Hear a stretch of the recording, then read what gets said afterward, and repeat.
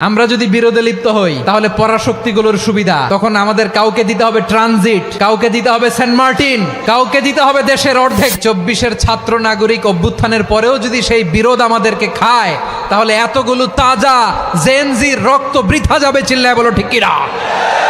মনে রাখবেন, যখন আমি একা থাকি তখন আমি ব্যক্তি, যখন আমরা সবাই মিলি তখন আমরা শক্তি।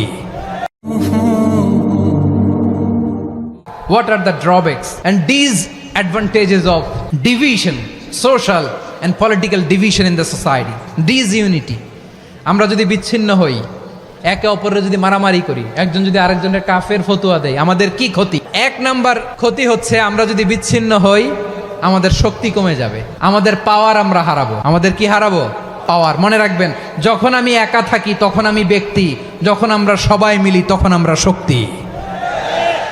এই শক্তি নিয়ে আমাদের সামনে এগিয়ে যাওয়ার দরকার আছে না নাই? তাহলে আমরা যদি নিজেরা বিরোধে লিপ্ত হই আমাদের ক্ষমতা, পাওয়ার ছুটে যাবে।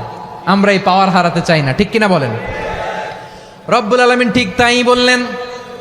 রব্বুল আলামিন বললেন, খবরদার, ওয়াতিউল্লাহ ওয়া রাসূলাহু ওয়া লা তানাযাউ ফাতাফশালু ওয়া তাযহাবা রিহুকুম ওয়াসবিরু ইন্নাল্লাহা মা'আস সাবিরিন। আল্লাহর আনুগত্য করো, নবীর আনুগত্য করো, কিন্তু খবরদার নিজেরা বিরোধে লিপ্ত হয়ো না, নিজেরা মারামারি করো না, তাহলে তোমাদের শক্তি কমায় দিবে কে? ফাতাফশালু, তোমরা সাহস হারাবা, ওয়া তাযহাবা রিহুকুম, তোমাদের শক্তি কমে যাবে, পাওয়ার কমে যাবে। তাহলে আমরা যদি নিজেরা মারামারি করি, আমরা নিজেরা যদি বিচ্ছিন্নতায় লিপ্ত হই, আমরা যদি মতানৈক্য করি, তাহলে আমাদের শক্তি কমে যাবে, ঠিক কিনা? আমরা শক্তি কমাবো। আচ্ছা, ছোট্ট একটা বাঁশের কঞ্চি যদি আপনারা দেয়, পায়ের মধ্যে ধাক্কা দিয়ে ভাঙতে পারবেন না? এরকম বাঁশের কঞ্চি যদি 20টা একসাথে জোড়া লাগায় দেয়, ভাঙতে পারবেন? কথা বোঝে নাই মনে হয়। চিকন একটা বাঁশের কঞ্চি দিলে ভাঙা যাবে না? এরকম চিকনই 20টা বাঁশের কঞ্চি একসাথে লাগাই দিলে ভাঙতে পারবেন? কারণ যখন আমি একা থাকি তখন আমি ব্যক্তি, যখন আমরা সবাই মিলি তখন আমরা শক্তি। আমরা যেন শক্তি না হারাই। আমরা বিরোধে লিপ্ত হলে আমাদের শক্তি কমে যাবে। এই হচ্ছে 1 নম্বর ডিসঅ্যাডভান্টেজ। 2 নম্বর ডিসঅ্যাডভান্টেজ হচ্ছে আমরা নিজেরা বিরোধে লিপ্ত হলে অন্যরা আমাদের মাথায় কাঁঠাল ভেঙে খাইতে সুবিধা হয়। কথা বোঝেন নাই? আমরা যদি বিরোধে লিপ্ত হই তাহলে পরাশক্তিগুলোর সুবিধা তখন আমাদের কাউকে দিতে হবে ট্রানজিট, কাউকে দিতে হবে সেন্ট মার্টিন, কাউকে দিতে হবে দেশের অর্ধেক। চিল্লায় বলো ঠিক কিনা? নিজেদের প্রবলেম সলভ করার ক্যাপাসিটি আমাদের আর থাকবে না। নিজেরা বিরোধে জড়ালে পরাশক্তিগুলো আমাদের মাথায় কাঁঠাল ভেঙে খায়।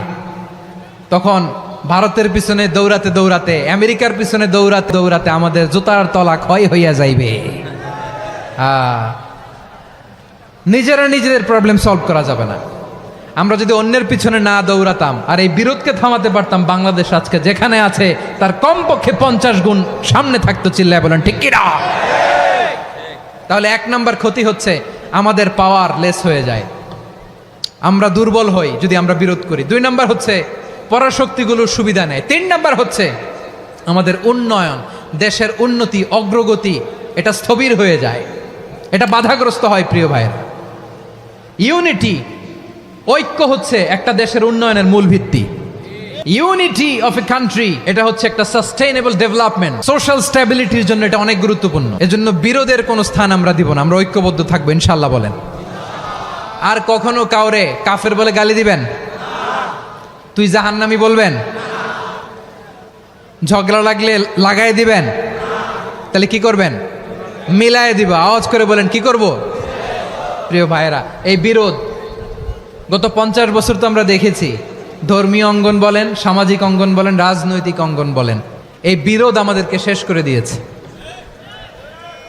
এই 24-এর ছাত্র নাগরিক অভ্যুত্থানের পরেও যদি সেই বিরোধ আমাদেরকে খায় তাহলে এতগুলো তাজা জেনজির রক্ত বৃথা যাবে। চিল্লায় বলো ঠিক কিনা? বৃথা যেতে দিতে চাই না, আমরা ঐক্যবদ্ধ থাকতে চাই। রাজি আছেন? আমরা আর কাদা ছড়াছড়ি করব না। অনেক হয়েছে, আন্না, এবার থামুন। অনেক হয়েছে, আন্না।